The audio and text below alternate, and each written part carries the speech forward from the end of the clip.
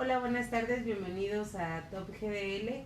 Disculpen un poco la tardanza, pero tuvimos un problema técnico. El día de hoy vamos a hablar un poco acerca de lesiones laborales. Bueno, nos vamos a enfocar a dos principalmente, la lesión de SLAP y la lesión posterior de la cápsula. La lesión de SLAP viene de las siglas en inglés de Superior Labrum from Anterior to Posterior Tear, que son los que le dan la la zona donde se lesiona el labrum. Ajá. Va a ser, se supone que esta lesión va a estar centrada en la inserción del tendón de la cabeza larga del bíceps y puede involucrar al labrum anterior, posterior y estructuras circundantes. Ajá. Hay varias teorías de cuál es el mecanismo por el cual se produce esta lesión. Una puede ser por un pinzamiento interno, la otra va a ser asociada, como ya lo dijimos, a la lesión del mango rotador o a una inestabilidad. Ok, su incidencia va a ser del 10.1%, va a ser más frecuente en masculinos en un 78% y las mujeres en un 22%. Es más frecuente a partir de los 30 años en el hombre y de los 40 en la mujer. Bueno, como lo mencioné hace un momento, existen varias teorías de este tipo de lesión. Todos están de acuerdo en que va a ser un movimiento repetitivo por arriba de la cabeza o la tracción sobre el brazo cayendo de la parte lateral, y que esto va a producir que se tense el bíceps. Existe otro mecanismo el cual fue descrito por Burkhardt, quien lo llama el peelback o despellejamiento.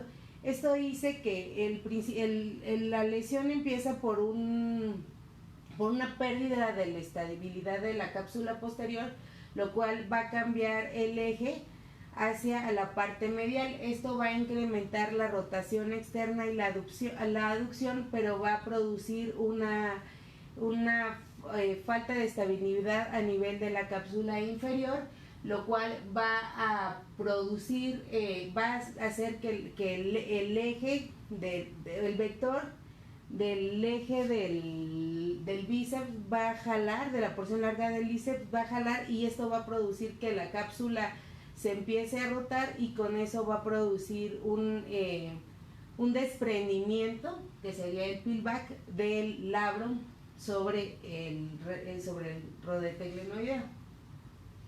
Ahora, bueno, la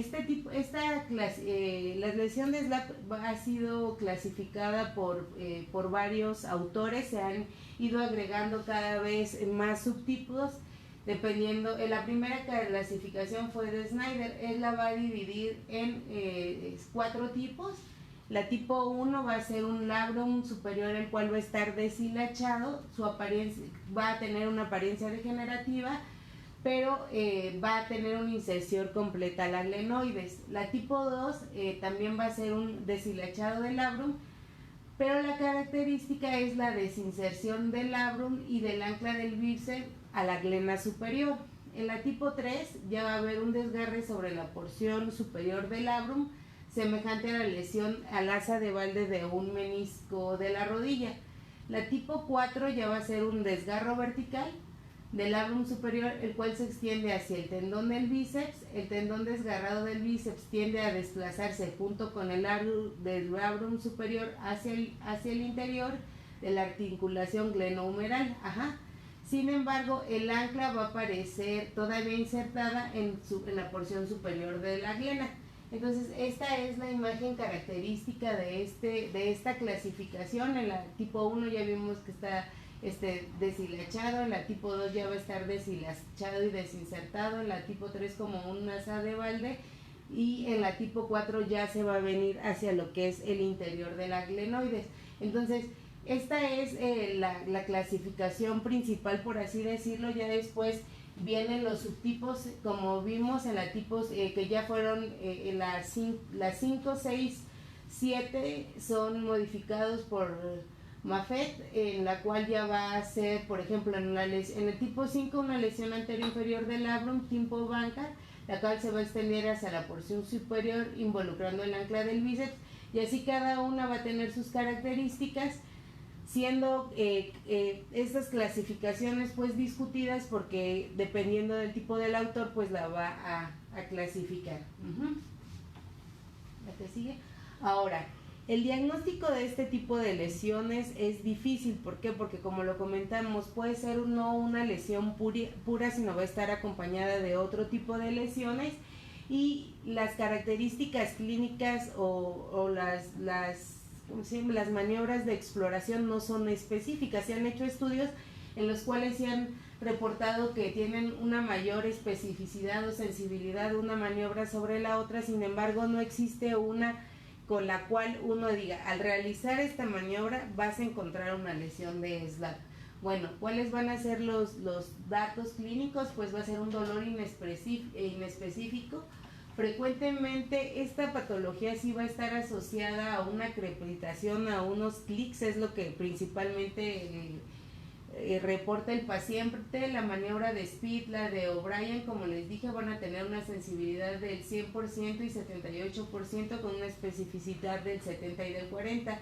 En la maniobra de Job va a tener una sensibilidad de 85 y especificidad de 68, y la de recolocación del 52%. Sin embargo, la que ha demostrado una mayor especificidad es la de Jefferson. Ahora, los estudios de imagen, como todos, tenemos que empezar por unos estudios simples. La AP verdadera axilar y tangencial, ya lo hemos mencionado. Bueno, este tipo de lesión de SLAP va a tener dos vertientes, una aguda y una crónica. La aguda van a ser pues las caídas, por ejemplo, en jugadores, por ejemplo, con un mecanismo de rotación interna y como una carga axial, como pueden ser caídas, o por ejemplo en los personas que hacen halterofilia, levantar un objeto pesado rápidamente, o sea, con un mecanismo axial, o en personas que a lo mejor se les va a caer a un objeto y meten las manos. Esos son los mecanismos agudos. Sin embargo, puede haber mecanismos crónicos, como por ejemplo en jugadores, todos aquellos deportistas que llevan o realizan actividades por encima de la cabeza. Entonces es un proceso crónico en los cuales se van dando los cambios ya mencionados y se puede presentar. Entonces la radiografía simple nos va a servir para poder evaluar si es una lesión en aguda o crónica. ¿Por qué? Porque si es crónica ya podemos ver cambios degenerativos a nivel de la articulación que nos pueden hablar de esto. Existe otro estudio como la Arthrotac, la cual está pues indicada en aquellos pacientes los cuales tienen alguna limitación para poder realizar una resonancia magnética, como son aquellos, bueno, aunque sabemos ahora con sedación pues se puede realizar resonancia magnética, pero hay algunos pacientes que uno no tiene la posibilidad económica para realizarse el estudio, o la otra tienen alguna limitación, como a lo mejor un marcapasos que está del mismo lado de la lesión, o ¿qué otra cosa podría ser? O son claustrofóbicos. Entonces la Arthrotac nos podría ayudar para hacer el diagnóstico, y sin embargo la resonancia magnética es el estudio de elección, teniendo una sensibilidad de 36 al 80% y una especificidad del 69 al 82%, aunque algunos autores comentan que el gold estándar pues es la artroscopía, porque al entrar con el artroscopio se observa directamente la lesión. Sin embargo, eso al ser un método puede ser diagnóstico terapéutico, pero al ser invasivo pues la resonancia magnética sigue siendo el gold estándar. Ahora, el tratamiento va a ser de dos tipos: conservador, siempre se va a intentar un tratamiento conservador en lesiones degenerativas, o que, como ya les mencioné, no se puede establecer un momento específico de la lesión, y va a estar encaminado a la rehabilitación. ¿Qué es lo que vamos a pedir en la rehabilitación? Pues que ejercicios de flexibilidad de la cápsula posterior, fortalecer el mango rotador y estabilizadores de escápula.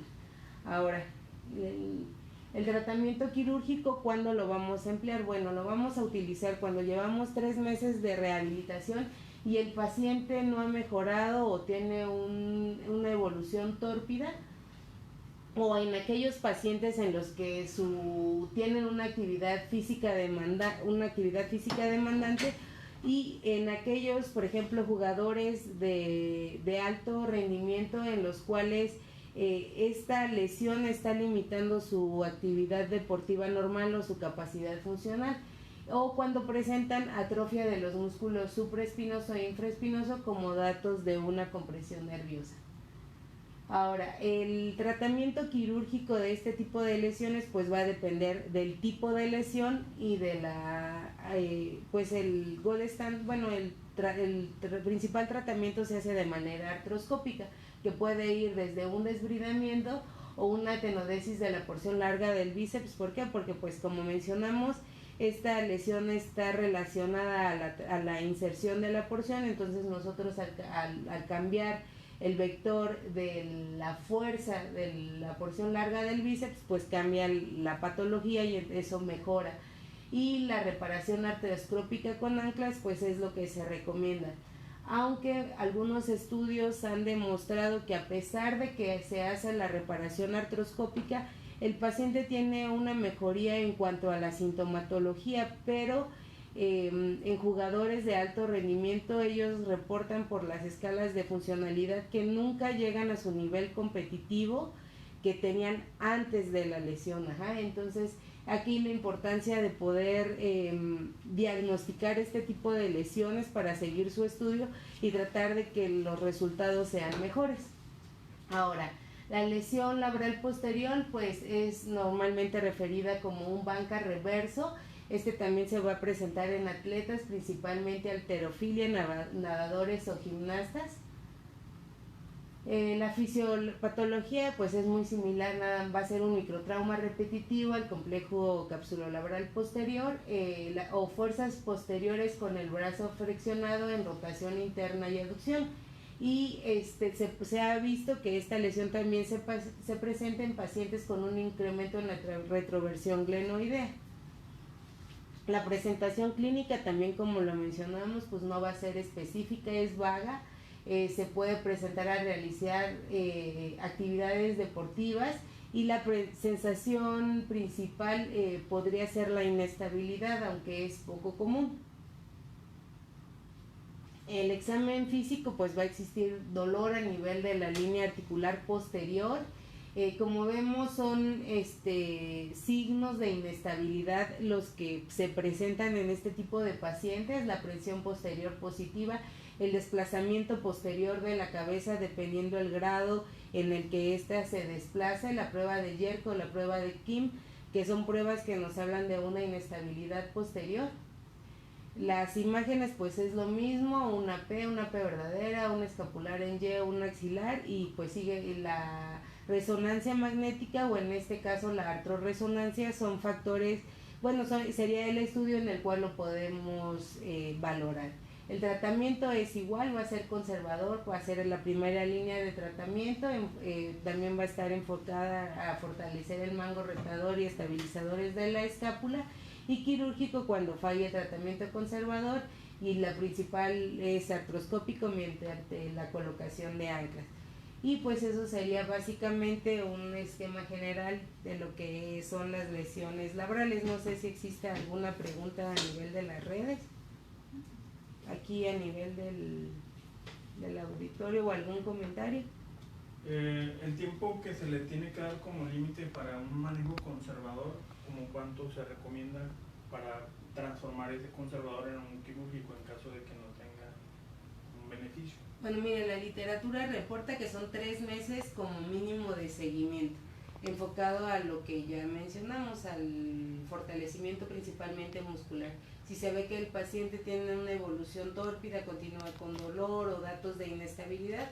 Y también aquí es importante valorar que este tipo de lesiones normalmente están asociadas a otro tipo de lesión. Entonces ahí es valorar qué tanto es la causa principal o secundaria, porque a lo mejor si es un proceso secundario, pues desde un principio una lesión de mango o algo así, pues ya se intenta de primera elección el tratamiento quirúrgico y ya posteriormente la rehabilitación. Entonces sería pues hacer una evaluación general del paciente para poder determinar Cuando si es una lesión aislada, bueno, la literatura reporta que 3 meses y posteriormente, ya si no ha mejorado, pues tratamiento quirúrgico. No sé si existe alguna otra pregunta. No, en las redes tampoco. Entonces damos por terminada la sesión de hoy y los esperamos el siguiente martes. Hasta luego.